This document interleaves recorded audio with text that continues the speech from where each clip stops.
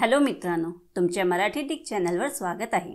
मी तुम्हाला मराठी डिक चॅनलवर रोज नवीन इंग्रजी शब्द शिकवणार। तर चला समय नष्ट न करता आजच्या व्हिडिओमध्ये शिकूया इंग्रजी शब्द। स्टिग्मा।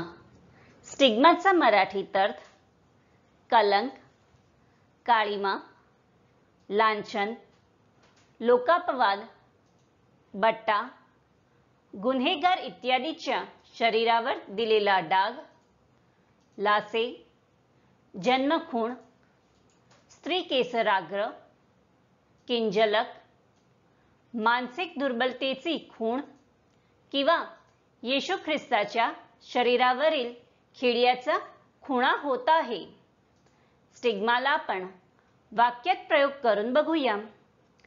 पहिला वाक्य आहे, it's a stigma to ask for money. दुसरा वाक्य आहे, being an unmarried mother used to carry a social stigma।